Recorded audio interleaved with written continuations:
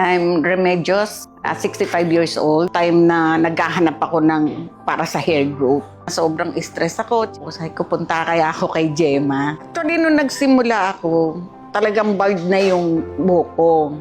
Ito siya, tingnan. Ayan siya. Ano po yung napansin niyo po so far?